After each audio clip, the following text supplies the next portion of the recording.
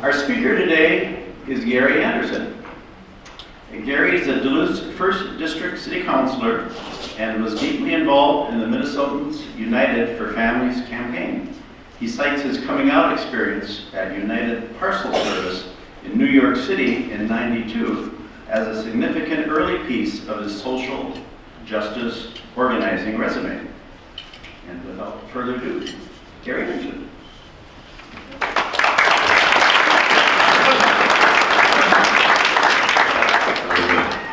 Before I let this up, I want to say thank you. It's an honor to be here. But I'm going to actually turn the microphone over to my spouse, Dr. Gary Bohlauer, and invite him to read a couple of poems for us. I thought it would be a nice setup. If you haven't had the honor of hearing Gary speak, I think you're in for a treat.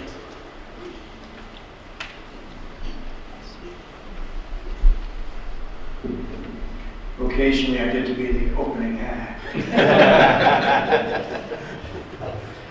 What Gary's going to be focusing on primarily this morning is his story. And it's the one thing that each of us has that is absolutely precious and unique. And so I thought I might tell you a little bit of my story in 2 poems. And they're both called Dancing at the Wedding. The first poem comes from the wedding of my oldest daughter, and the second poem comes from the wedding of my middle son. And there's quite a difference between the 2 experiences. And they tell the story a little bit of my own trajectory, my own journey. Dances at the Wedding. I drift in memory with my daughter, the bride, swirl of white lace, whisper of satin, and my feeble words spoken over her shoulder about the awkward eternity of a father's love, letting go and remembering everything. All the images crowd into these moments on the dance floor while everyone watches. First wild tantrum of the 2s, screaming and kicking her objection to the necessity of snowsuits or rules of any kind, her stubborn persistence, her absolute faith. The theatrical announcement at the preschool Christmas play let the wild rumpus begin. How she is poised like an accomplished actress, full presence and commanding voice, her questions about everything, the sweet desire to know the caterpillar and the chrysalis, the monarch in the jar that must be let go moments after seeing it to fly on yellow morning air. Step, step, turn, tears on the white lace, memories like a torrent rushing between the banks of the song. Finally, my arms wrap around her whole precious life. And then, of course, you know, you always get to do the dance with your wife or your ex-wife in this instance. Divorced but still dancing, the mother of the bride and I, the touch of other tangos in our hearts, and my grateful words spoken over her shoulder. How amazing it all is, from the storm of passion to the scramble of making a nest for another fragile breath. All the images crowd into these moments on the dance floor while everyone watches. Moonlight kisses and remodeling every room, diapers, sawdust, the mortgage and the small arguments, the pictures for each grade, art projects for the Christmas tree year after happy year, and the distance, the slow rotting that we didn't know until the foundation shifted, the crumbling of dreams that racks the gut, the awful grief that brings us back alive. Step, step, turn, pulling her closer to say how dear the memories, the good and the hard, how the dance is what gets us here, carried by our own crazy river of darkness and light. There's a third dance at this wedding. My new lover and I dance in the far parking lot under the ravenous stars. My words whispered over his shoulder, take the hand of this secret love. All the images crowd into these moments in the parking lot where no one is watching. Stories that connect at the gay fathers group. Brassy questions and copious flowers. How tenderly the body learns to trust the deep currents of the river, the pull of light. Step, step, turn, drawing him closer to say, let us dance until this darkness turns to dawn. The second wedding, a much shorter poem. Dancing at the wedding. The dance floor is not a boxing ring, not a stage for political speeches on marriage equality, or dramatic soliloquies on all the subtle messages meant to keep the status quo just so, although the lights are bright. It is not an open field under the merciful stars. At the Knights of Columbus Hall, the pictures of the bishop and the pope look on with earnest judgment. And still, we danced and held each other, joined by friends and family, familiar and new. We claimed a circle of light for two men to dance and twist, strut and sing, to be the father of the groom and his partner at the wedding. Strands in the fabric of family, woven by the spinning stars.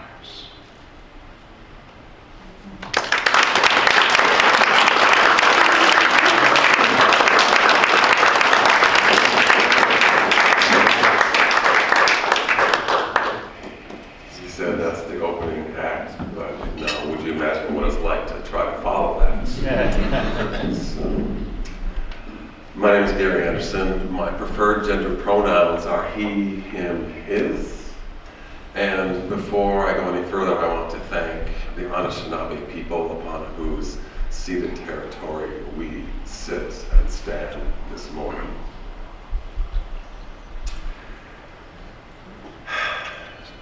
I'm here today to share my perspectives, which come from a place of tremendous privilege.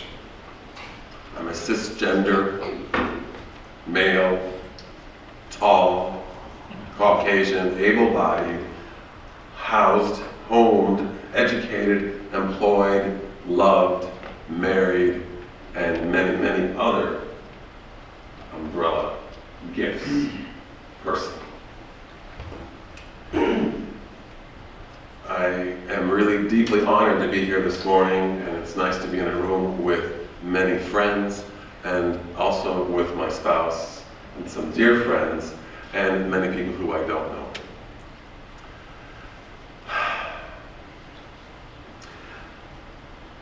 I would like to tell you parts of my story, share with you parts of my story this morning.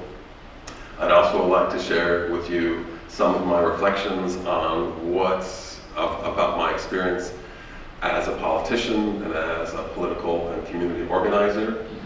And I'd also like to leave you with some opportunities, or perhaps you might call them challenges. And I also look forward to a dialogue after I'm done sharing. So, to begin, I have to say, when I was running for office for city council a couple of years ago, I knocked on lots and lots and lots of doors, and I very often got the question, "Are you from Duluth?" And I'd look at the person and I'd take a breath, because I knew I was going to sort of knock them over. I'd say, "No, I'm from Floodwood." And it just shut them up. You know, I grew up here in the Northlands. My parents were both born in Floodwood. My grandparents and great-grandparents all lived in northern Minnesota. So I have deep roots here. Growing up in Floodwood as a young man and self-identifying as gay from a very young age, presented some real opportunities and challenges, shall we say. Lack of support in dating as an adolescent, lack of support in developing authentic sexuality, and really in developing a healthy, intimate life were some of the really early challenges. One of the things that really gave me hope and strength was the fact that I was a musician. In particular, I was a singer. And fellow students might tease me because I was really horrible at basketball. And as a 6'5" kid in a small town in northern Minnesota, I was supposed to play basketball, and you know that. But the same people who teased me about not being good at sports would then ask me to sing at their wedding or at their grandma's funeral or that kind of thing. So I found some esteem from using my voice, and that God-given gift. Okay, I'm superstitious, I know it. I have to out myself there. I came to UMD in 1979. I took a year off after high school, and then I came to UMD hoping that in that community, 40 miles from home, that I would be able to begin my coming out journey.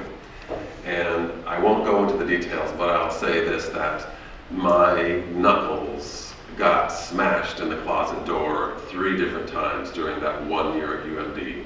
I would take a step and hit this huge resistance, and I'm sure some of it was mine, but apparently I wasn't ready to just break the damn door down.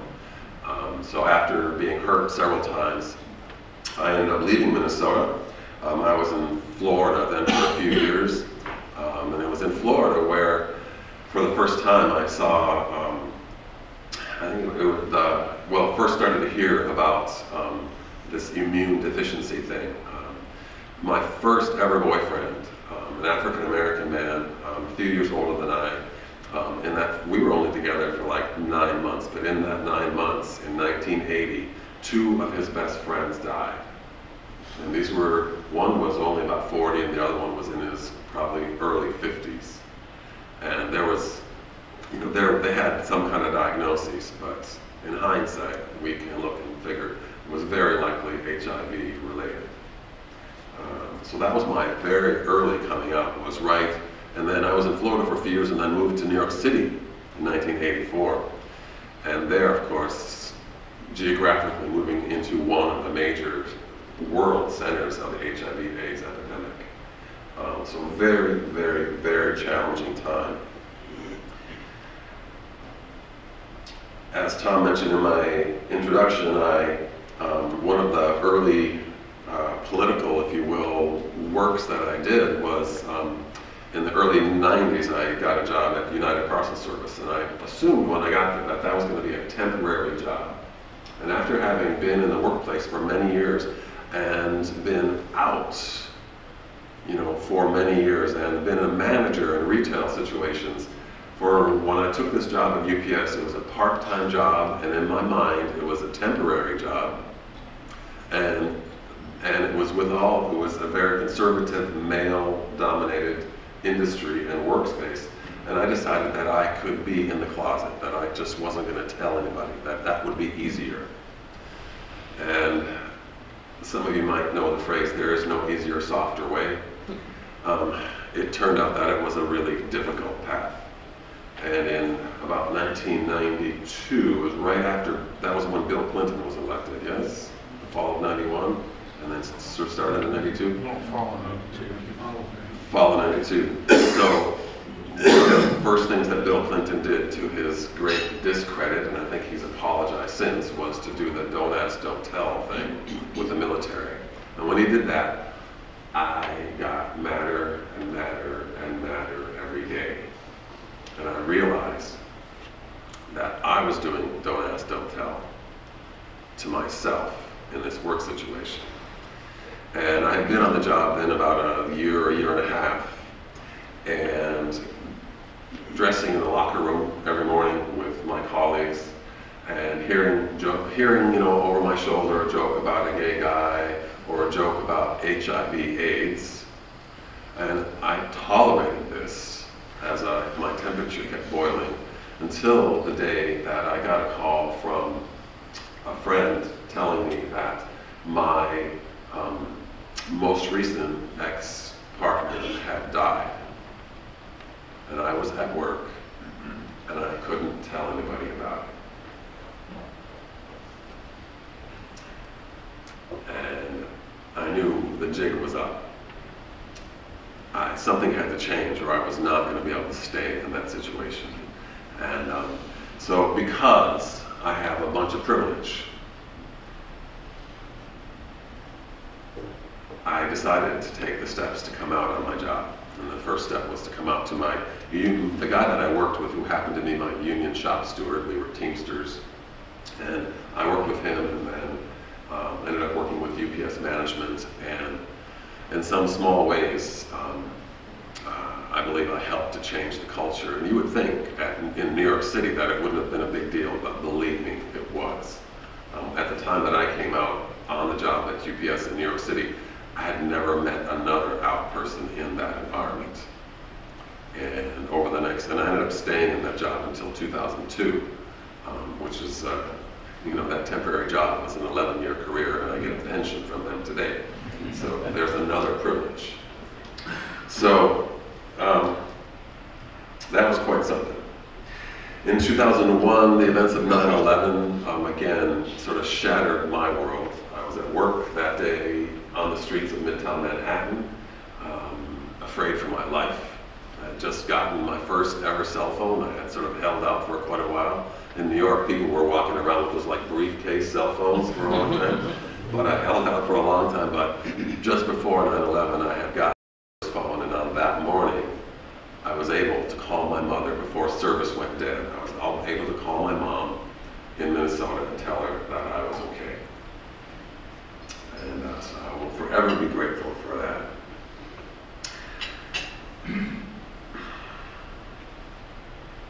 Coming back to Minnesota was a real trip. Pun intended, I guess. It was an amazing thing to know. At 9/11, I knew that I needed to leave, and I knew I wasn't going to just run away. I stayed in New York City for another year. I called it my farewell tour. I kept my job, and I started training to become a yoga teacher, and that was really, really exciting for me to be starting something new. But I kept my job for that year. Did as many things in New York City that I knew I would never be able to do in Duluth or in Minnesota, most likely. And it was a wonderful and really challenging year, leaving behind my chosen family, leaving behind my colleagues and friends in the garden that I helped to start in Brooklyn. And it was an amazing and wonderful time. Coming back here to Minnesota was, wow, how to describe that? I had been in self-imposed exile, really, for 22 years. 22 years, and there was 8 years in there where I didn't see my family, 4 years where I didn't talk to my family, and there's a whole other story there. But that was a long time of separation. And so coming back was really intentional and really powerful and amazing. And after being in New York for many years and being single for most of that time, who would figure that I'd come to Duluth and meet the love of my life? And because of work that we did together, and work that Gary supported me in through our founding of Duluth United for All Families and working with Minnesotans United for All Families, Of course, you all know that we won the freedom to marry in 2013. We celebrate 2 anniversaries. One we say for God and my mother, well, that's 6 years ago, and then now it's 4 years since we've been legally married. So I have a couple of questions for you. I'm assuming, and I'm assuming because that's one of the things that we do. But I'm assuming that there are a good number of heterosexual people in the room this morning. So the first question that I'd like to ask you is, what do you think caused your heterosexuality?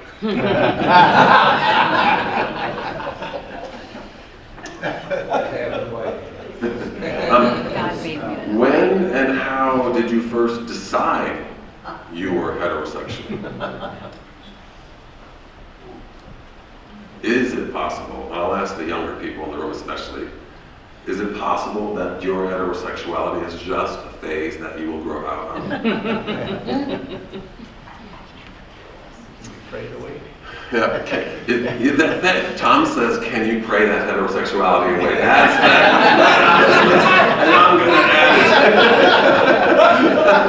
Oh, thank you. That was worth the price of admission. Can you pray it away?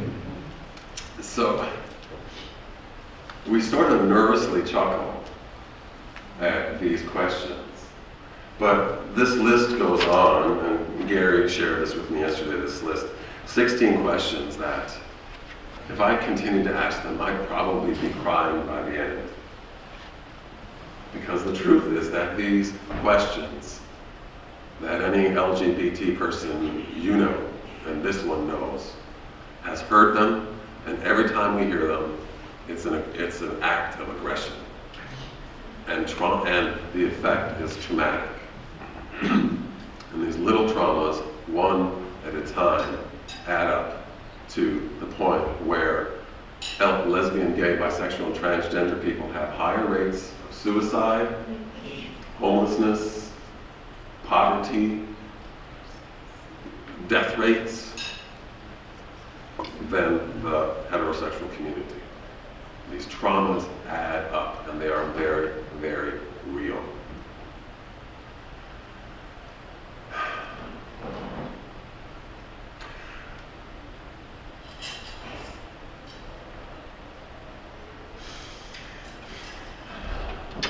I'm a yoga teacher, so breathing is good and space is good. So.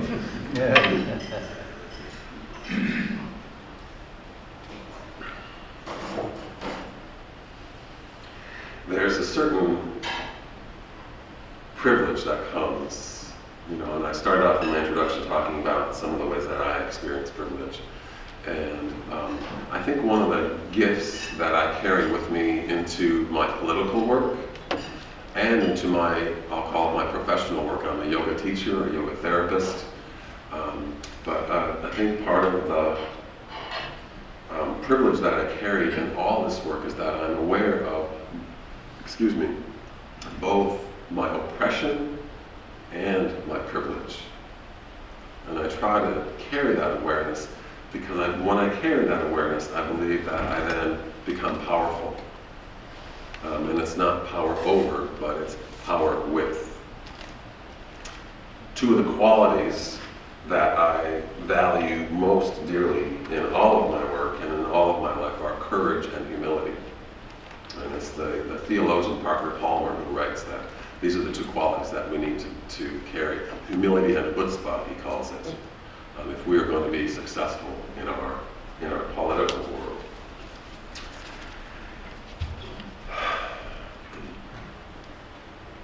When I think about heterosexual privilege, I think about some of the new term microaggressions that I experience in that bug me still. So here's some of my shadow stuff. Going to the doctor and going to a new professional situation, and they ask you if you're married, single, male, or female.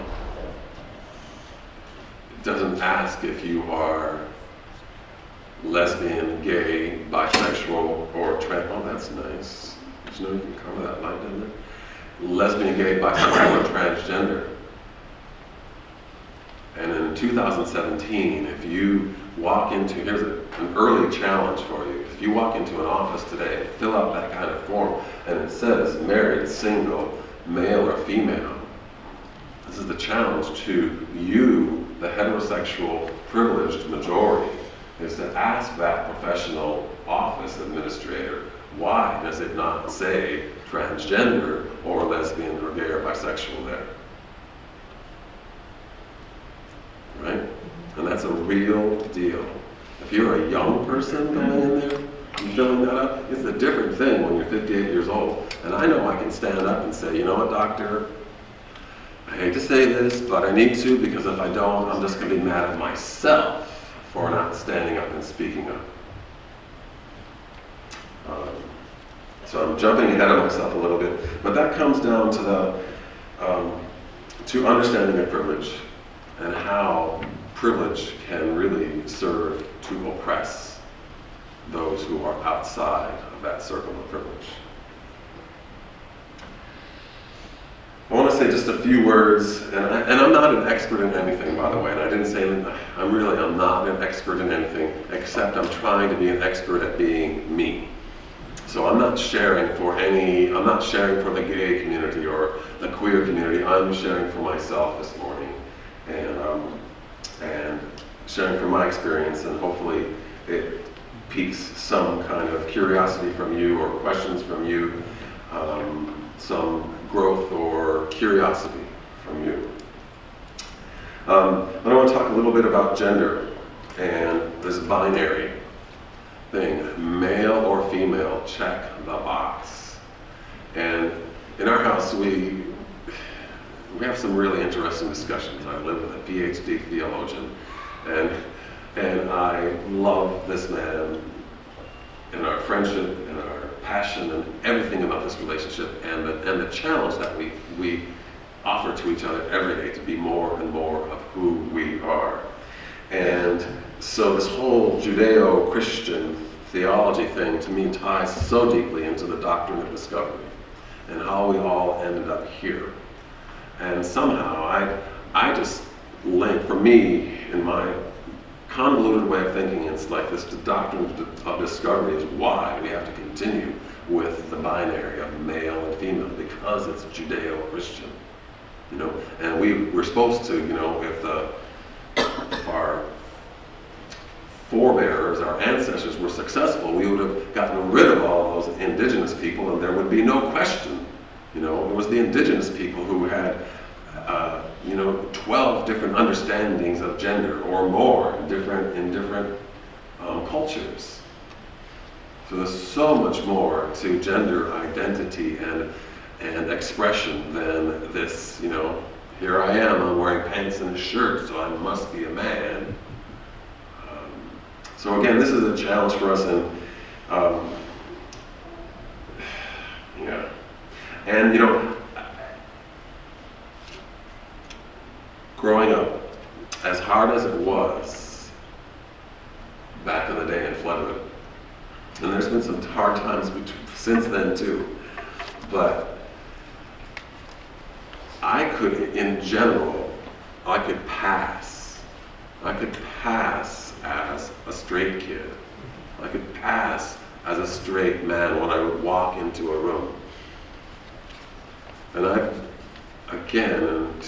think this has been a gift to me, is to be aware of the fact that what if I couldn't pass?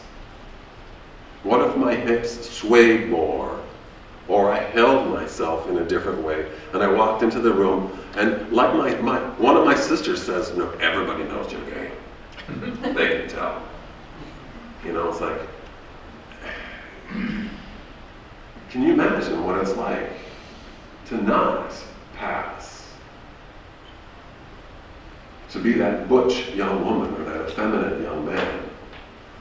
Or in our community, you know, we have political situations going on, campaigns going on now in our community, important campaigns.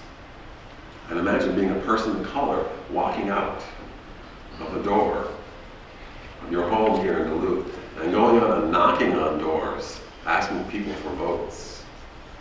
My friend Renee Bennett, who's running for 4th District City Councilor, was threatened. She was up knocking doors in one of the developments up behind Kohl's, and she was threatened because someone identified her as a Native American woman. This guy came up to her and asked her what she was doing in this neighborhood. And he asked the question, and she went right into her campaign thing. Well, my name is Renee Bennett, and I'm running for office, and here's my piece of literature, and I'm really excited to meet you. And this guy threatened her. Said, if you don't leave here now, I'm going to call the police. And Renee happened to be out there alone that day. This was just like sometime in the past 2 weeks, and I just heard the story from her yesterday. If I would have been there, hopefully I would have been in between the two of them. And then I said, Renee, would you take out your phone and call the chief of police? Because I happen to know that Renee is in personal communication with the chief. And she's on the Citizen Review Board for the City of Duluth. So being aware of my privilege and oppression has given me the opportunity to be in that place in this relationship with my friend Renee. So it's a really, to me, that's a link, and I see that's part of why I, in some ways, keep stepping out on the edge to do what I believe is the right thing for justice in our community. Forgive me if I'm wandering around a bit, but you all will bring me back through some questions when I'm done talking here, right? So this binary thing, we got to continue to deal with this, and this is going to be a long-term challenge. So I want to ask, how do we privileged people in this room, how do we expand our support and understanding for our transgender neighbors, friends, and family members?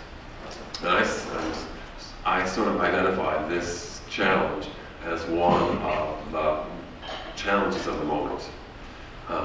Gay men, I have to say, in the LGBTQI two-spirit movement, gay men, we see ourselves, we've always been, we have this white, especially the white middle class, all that stuff.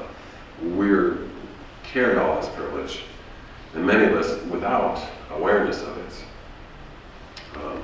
Trans people, I read an op-ed in the New York Times about a month ago, and in that article, the writer identified that there had been to date, so I think this was in June, this was written, to date in 2017 there had been 16 transgender women murdered in the United States. And that had been tracked by whatever this organization was. 16 transgender women identified, 14 of them were women of color.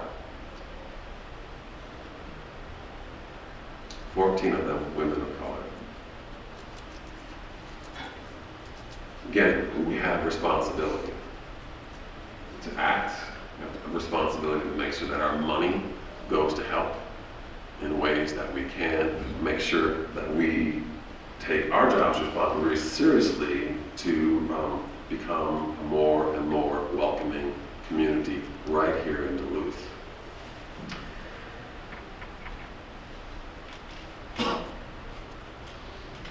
One of the deep challenges I see for us here in our community is one of welcome. I say this frequently when people ask me what I see, what are our opportunities here, and I point to the fact that in Minneapolis-St. Paul there is the largest Somali community outside of Somalia, and the largest Hmong community outside of Laos. That's 140 miles away from Duluth. Do you think that any of those Hmong or Somali people might feel at home in Duluth or might want to make their home here? And I would just like to challenge us to say, why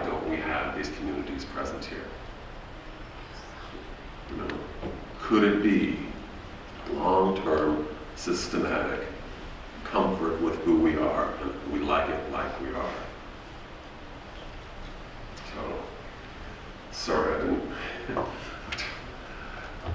Sometimes I guess I need to stir the pot, and this is, again, part of what I feel I have to do. So that's another challenge for us, is to see that we do what we can to continue to grow. And if we want to see our population grow and our community thrive, we absolutely need to see new populations moving here. Because we in the room, we've done our part, right? So we need to see more young people and young families here. So a couple of final things from this. A piece of legislation that I hope to work on in the very near future is to amend our Duluth city ordinance, our human rights ordinance. There's been a push over the last couple of years, and it's been a very slow but steady push to amend our human rights ordinance to include housing status. So there's been actually a visible campaign going on around that. People who have challenges with housing. And I will be supporting that amendment when it comes. And along with that, I'm going to propose that we include gender identity and gender expression in our local human rights ordinance. And I say this morning because we will need to have support for both of these new protected classes, if you will, to use the legal jargon. And I don't want to take anything away from the campaign around the homeless Bill of Rights, but because of, I'm sure some of you heard recently, the city of Duluth was going to build new single-use bathrooms on Park Point at the Lafayette Community Center, and they were going to have male and female on the doors, and I was just like, excuse me, and then he said, yes, Councilor Anderson, and we were able to change the plan for that particular construction. And it was at that moment that I thought, you know, we really, really, really need to look at this for a policy going forward. And I'm grateful to say that just at the last Monday night's council meeting, we had a 9-0 vote on the resolution, so that from this point forward, it's not a law, but at least the city will be, by resolution, tasked with making sure that we look at every opportunity to build gender-neutral facilities for all of our citizens. So I'm really grateful for that. But this amending the Bill of Rights, the Human Rights Bill in the city, or ordinance in the city of Duluth, will be an important opportunity. Another thing that I would like to ask, an area where I'd like to ask for your support this morning, is to support LGBT youth throughout the Northland. And one of the best ways that I know how to do this is through an organization called Together for Youth. Who's heard of Together for Youth in the room? A few people. Good. Together for Youth is under the umbrella of Lutheran Social Services, and they have had social worker working in Duluth supporting LGBT youth for probably 2 decades now, having like a weekly after-school program right here in Duluth. And a couple of years ago, they started having a weekly group up in Virginia. And now they are accepting the challenge to start another weekly group in Cloquet. And then out of these satellite groups, they are taking a social worker and youth around to the very small communities. And I'm hoping that they're going to end up in Floodwood sometime soon, and I hope that I get to be the guest when they go there. That they're going from town to town once a week, advertising and doing the promotion just to let the community know that there's support for LGBT kids. And Together for Youth, it's, again, it's through under Lutheran Social Services, but they provide food, to kids every week is just, you know, you want to get a teenager into a room, offer them food. Is one of the ways. But if you, after you've made your generous donation to the Lake Superior Freethinkers to support the good work that happens here, I would really invite you to think about the opportunity of supporting Together for Youth. Their earliest meeting was at Gloria Day, and I had moved to New York City, or moved out of Minnesota to Florida and then to New York, and I remember on one of my earliest trips back to Minnesota, after I moved away, and driving whatever down 6th Avenue, and turning that corner by Gloria Day and seeing a rainbow flag. You know, if in 1984 or 85, to see a rainbow flag hanging in the narthex of that church, it took my breath away. And it was because that flag, I learned later, was because of a guy named Harry Wick, who was a deacon in that church and had taken the brave and courageous steps of coming out. And through his coming out, moved into awareness with Lutheran Social Services, and so it's really, really, really important there. And Together for Youth continues to do really, really great work. And they don't do any religion there. And it just, you know, it's under the auspicious umbrella of the Lutheran Church, but it's a really, really, really great place. And I have no doubt that it saved the lives of kids, our kids, and will continue to do so. So I think I'm going to stop there and open up for questions, and I'm going to reserve the right to call on my spouse too if you stump me. And you also will answer for yourselves too. So I really thank you very much for the honor.